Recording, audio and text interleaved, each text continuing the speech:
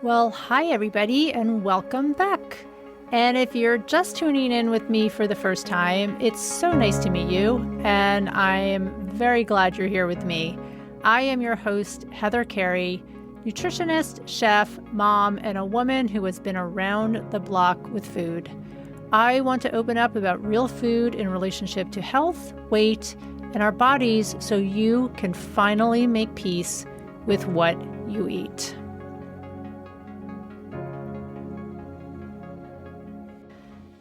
The topic of meal planning is really big these days because so many people wonder if it could be the key to better health, less stress, or just even better cooking. And the answer is that they are really all right. Healthy meal planning can make life so much simpler and healthier. Take it from me. But like any other skill, healthy meal planning takes practice and even maybe a few missteps along the way. And that's totally okay. So you'll see from today's podcast that there's really no perfect science to meal planning, which means, though, that there is a lot of flexibility to it. And I promise you that meal planning is the secret to healthy eating success. When I lived in the land of diets and quick weight losses and gains, the habit of meal planning was not even on my radar. I was busy, I was stressed out, young mom with 3 really young kids and a new career. And who had time to sit down and plan their meals anyway? That was for people who had nothing better to do with their time. It didn't even occur to me back then that a little time on the front end could mean so much time and stress saved during the week. The irony of it all is that not meal planning was making things so much worse for me.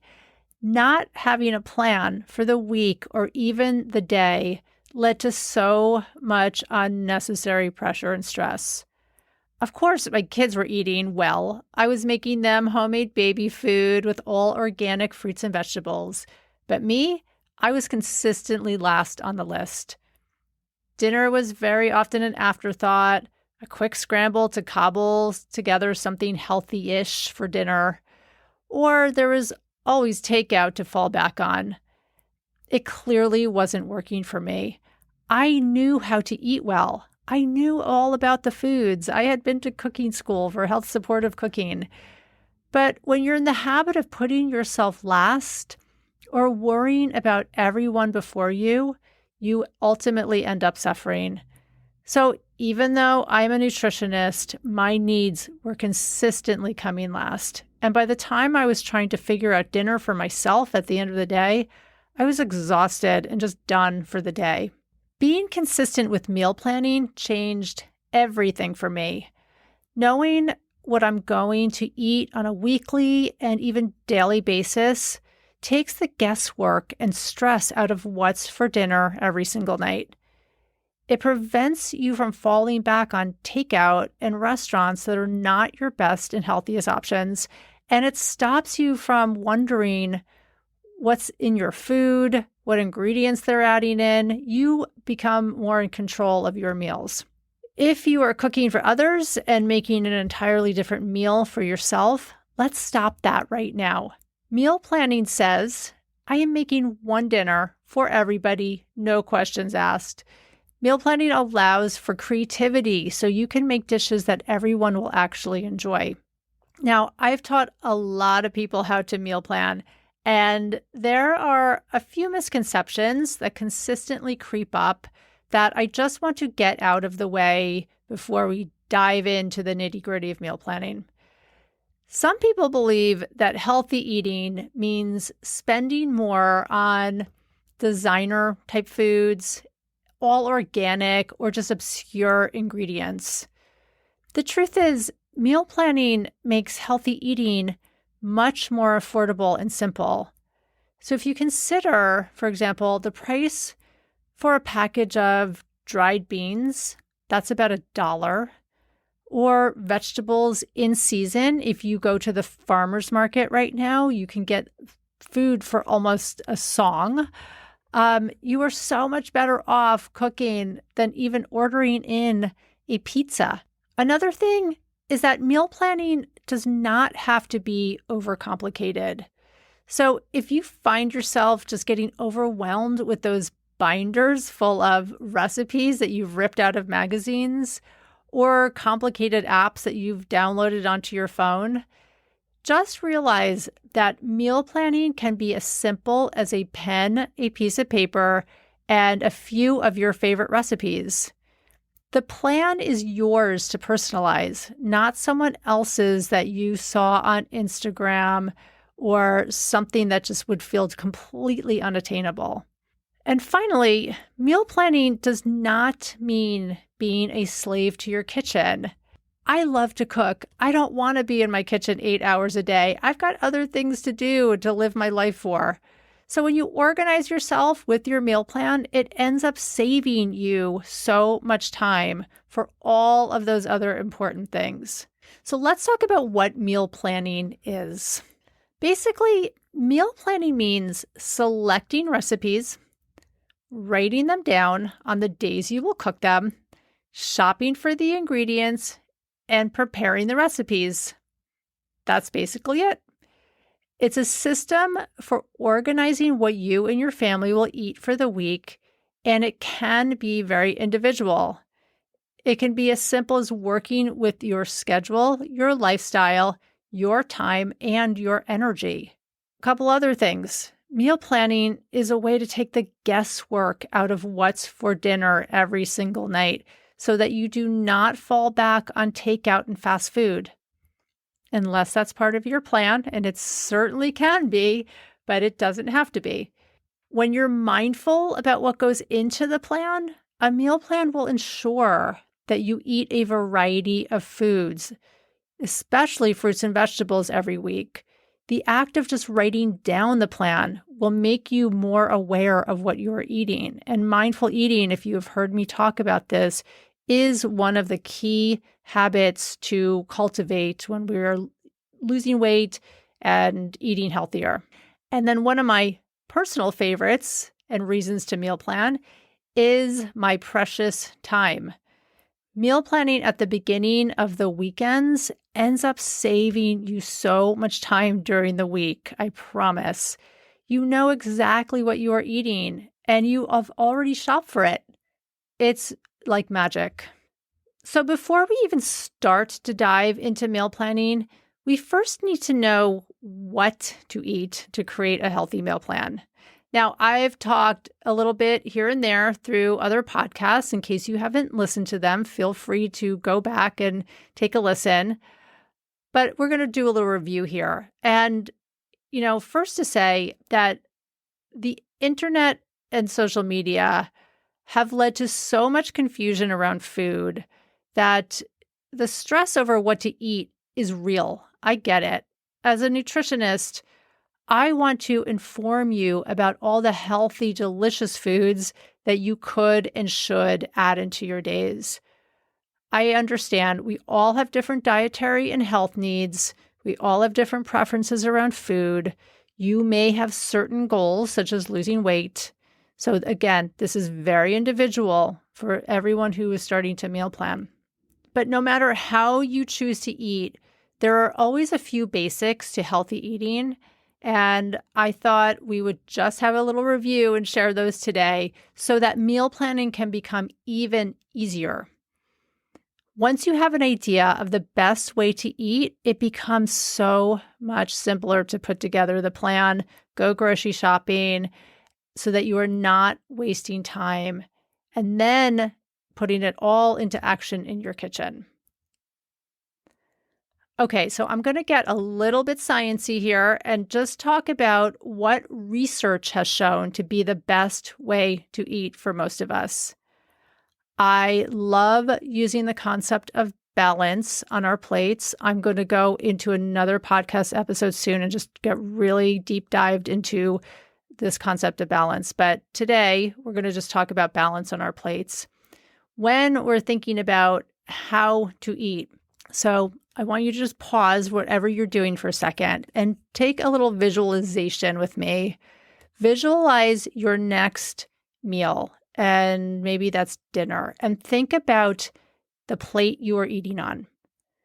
Now, I want you to take that plate and cut it in half, and then I want you to take one of the halves and cut that in half again. On the largest side of the plate would be vegetables and fruit. 1/4 of that plate would be protein, and 1/4 of the plate would be whole grains or some other kind of starchy carbs like a corn or potatoes. Next, we would take some healthy fats. I love to call them drizzles or dollops or dressings, such as a salad dressing or a pesto sauce.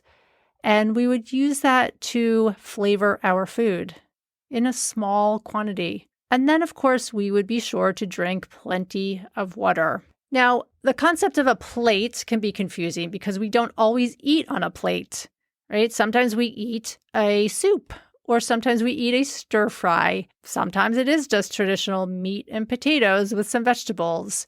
Sometimes we put our food in a bowl and not a plate.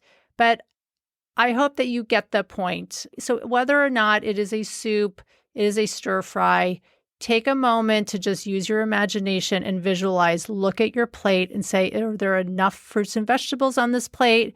Is there less whole grain? And is there a little less protein? We want to always keep that visual in mind and to heavy up on vegetables and fruit and go lighter on protein, carbs, and fats. Let's take a minute now to just break down each of these categories that I talked about, the protein, the carbs, fats, fruits, and vegetables, and show you why and what to eat. So let's talk about vegetables first. Vegetables are the mainstay of everybody's diet. They are low in calories, but they're bursting with nutrients. I like to think of them as my edible vitamins. Definitely go for vegetables in season. We've talked about this in past episodes.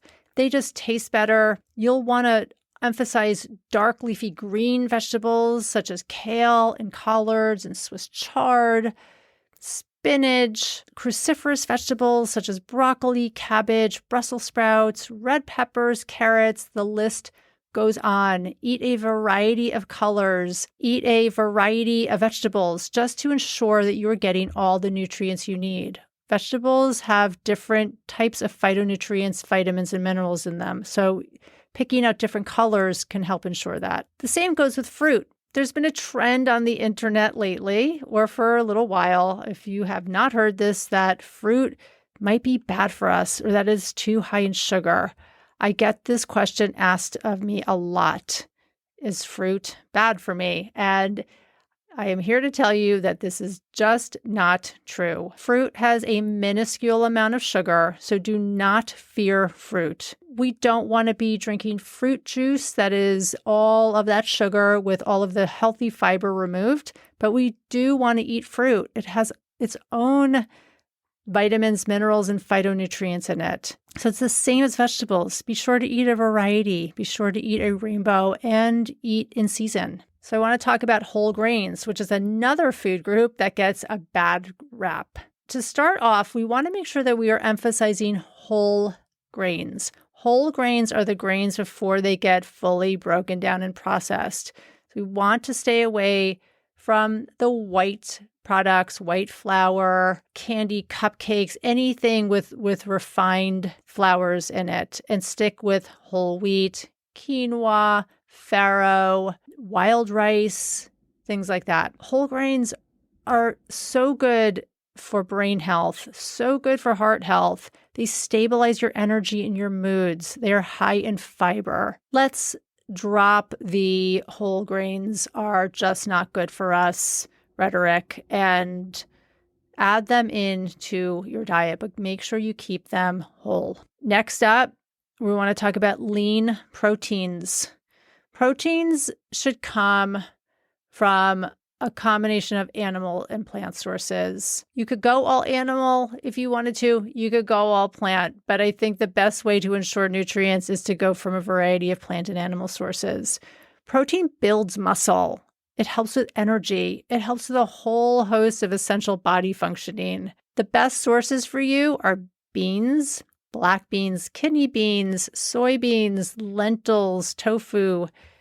In the animal category, chicken breasts, Seafood such as salmon or shrimp, and eggs are one of the best sources of high-quality protein in the animal category. And finally, we want to talk about healthy fats. When I was growing up in the 80s, what I learned about fat is that fat was really bad for us, and everything went fat-free for a little bit. I don't know if you remember Snackwell cookies or fat-free salad dressing, but everything was fat-free. Fat was thought to be a massive contributor to heart disease, and the food marketers ran with it. Now, when you take fat out of your food, you are sacrificing a ton of flavor. Fat adds satiety to your food. It makes your food taste good. It's also an essential nutrient. Food companies replaced all of that fat with sugar as a replacement to try to make our food taste better. But what ended up happening was not a lessening of heart disease, but a greater increase of obesity and heart disease. So I think we learned a lot from that 80s mistake. Fat-free is not the way to go. We need fat. It is an essential nutrient. It's absolutely necessary for our brain health, our hormone health, not to mention making our food taste great. And as a chef, this is so important to me that my food tastes delicious, especially when it's simple, healthy food. So my best choices are avocados, olive oil, all the seeds such as flax seeds, chia seeds, pumpkin seeds, sesame seeds, nuts such as almonds or walnuts, and of course, all the fats from seafood. So those are your food groups. And when you think about it, it's pretty simple. The creativity part comes from learning to flavor your food so food tastes good. This is simple, healthy food, and we want it to taste our best. Now, I'm going to have a podcast in the future to talk about how to make our simple, healthy food taste delicious. So let's get back to the meal planning, though. Now we have our components of what goes into a meal. So I'm going to make an assumption about pretty much everyone listening to this podcast. I'm going to guess that you are really good at your job, whether that's going to an office every day, whether it's just being a stay-at-home mom, you're probably pretty good at your job. I'm also going to take a guess that you make sure you get your kids to soccer practice every afternoon, or you show up at doctor's appointments right on time, or you plan out your schedules for the week at work. And the reason this all works is that you have a plan for your week. Whether or not it is for your kids, you, or your job, you have taken some time to sit down with your calendar to plan out your week. Now, the same goes for becoming a successful meal planner. It's no different. If healthy eating is your priority, make meal planning as much a priority as any other part of your schedule. Meal planning is not about making dinner every single night unless that is what you want it to be. So, for example, if you have a standing date night out with your husband or wife on a Tuesday, or if every Friday is pizza night with your family, that's totally fine. Put that in the plan. That's not a big deal. The bottom line with meal planning is that it makes you aware. So if eating McDonald's every Monday, you had like a standing McDonald's Monday, is just going against maybe a weight loss goal that you want to try, consider how you can make a different choice on a Monday. Meal planning nudges you to become mindful of what you are eating, and that is the best part of it. Now, I want to take you through the meal planning routine step by step so you can put all of this information into action. And I will have a link in my show notes to break this all down so you don't have to get out a piece of paper and a pen right now and write it all down. Just you can grab the link in the show notes. So most plans typically start on a Monday. That's how I do it. But before you start to pick the date of your plan, no matter what it is, I want you to rewind 3 days before that to give yourself time to get the plan in order and to shop. Then I want you to grab a notebook. It can be a piece of paper and a pen. It can be a meal planning sheet. It can even be an app. I love the app Paprika. I will link it in my show notes. I have been using this app for years. It's the one and only probably app that I recommend. It is a personal favorite of mine. Whatever works best for you is what you should do. Now, right away, I want you to slot in the nights that you do not cook. Your date night, the night you eat at your mom's house, if that's every Sunday, whatever it is, just take it off the meal plan. No pressure, no big deal. Now, next, I want you to create a list of your yes recipes. You know exactly what those are. Those are the ones that get a resounding yes. When you tell your kids you're going to have fajita night tonight or whatever their favorites are, you know that these are going to be winners. These are the meals that you barely even need a recipe for, and you feel that are just so simple to make. Keep an ongoing list of your yes recipes as you continue meal planning. If you have a particularly busy night coming up, use your yes recipes in those slots. Now, next, get out your computer, or if you're old school like me sometimes, get out your cookbooks and think about what else to make for the week. Now, there's a few great ways to shorten the list of recipes from the millions that you will find on the internet to just a few. And you want to consider things like theme night, such as Mexican Monday, Taco Tuesday, or Slow Cooker Thursday. This will take your recipes down from those millions. On Mondays, all you have to think of are Mexican recipes. Another consideration is to think about what you are in the mood to eat that week. We all want to enjoy our food, so cook what you like and what tastes good to you first, before your kids, before your partner, before anyone else. What are you in the mood for? If you are in charge of the meal planning, the cooking, and the shopping, your taste should come first. Meal planning can be as involved as planning out your breakfast, lunch, dinners, and snacks if you want to. I typically start planning with dinners in mind.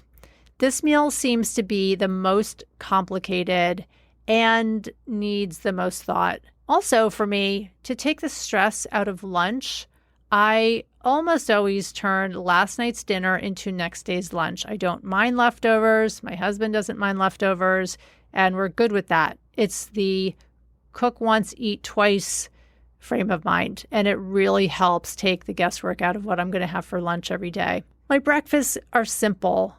I don't usually eat a ton of variety in this meal.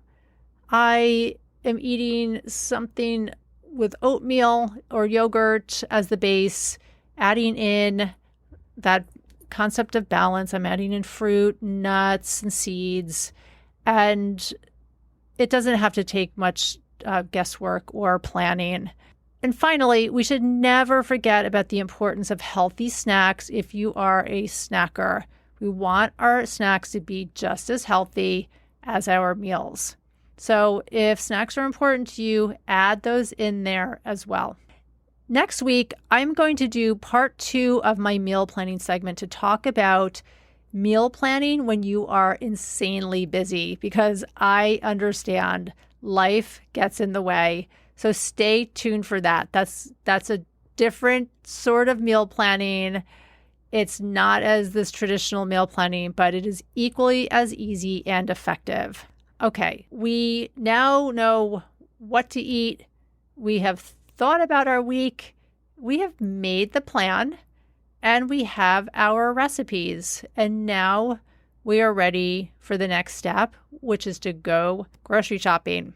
I want you to take your recipes and write down all the ingredients on a sheet of paper. Then go through your pantry, cross out what you already have. You likely have salt and pepper and some basics like that. To save a ton of time and stress, always, always, always stick to the list. Walk into the grocery store with a list in hand. Mindful shopping means being aware of what and how you are shopping, rather than wandering aimlessly through a store at 6 p.m., wondering what on earth you were going to bring home for dinner, or loading up your cart with a bunch of vegetables and then tossing them a few days later because you had no plan for them.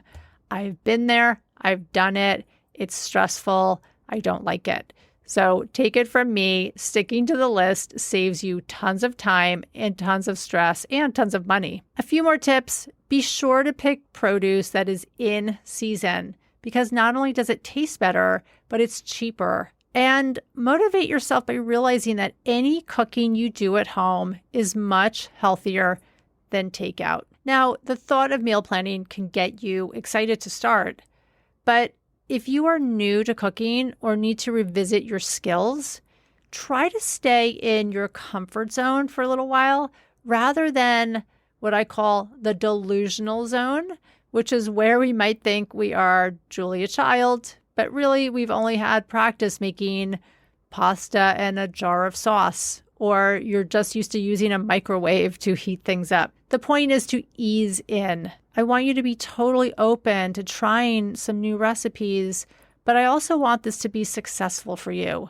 Go slow, have a few wins, try a few more challenging recipes. Understand that we make mistakes in the kitchen, and that's totally okay. I make mistakes all the time in the kitchen. That's how you learn.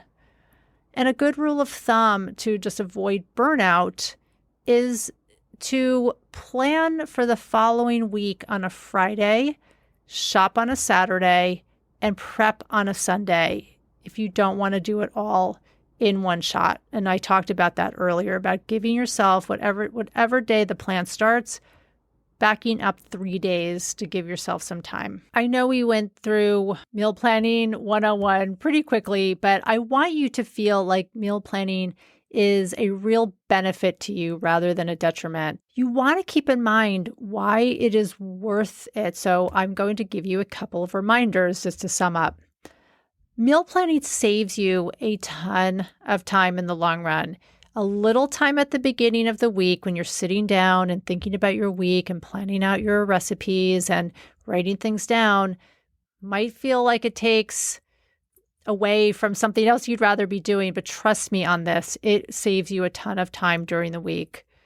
Meal planning also then saves you a lot of stress. The stress of it's 6 p.m. and what on earth am I going to make for dinner? It helps you get creative. Meal planning nudges you to try new recipes, to think about new recipes, to really give thought to what you want to eat during the week, what you are interested in eating during the week, rather than cooking for everybody else and you being last. Meal planning makes you a more mindful eater. If you have goals such as weight loss, or you have a health issue that you are trying to address through food, meal planning absolutely positively helps you with this. It keeps you mindful. It makes you more mindful in the grocery store. You walk in with a list in your hand. You can walk in and out of a grocery store in 30 minutes as long as you have a list in your hand. So it really helps address time, stress, creativity, being more mindful, and most importantly, your health. Thank you so much for listening today. And as always, if you have any thoughts on today's topic of meal planning, please feel free to leave a comment to continue the discussion. And be sure to look for my links in the show notes for my meal plan summary, and I might be putting a few bonus recipes in there for you to try. Also, if you loved this podcast, do not hesitate to rate and review. I would love it. Have a great week, and bye for now.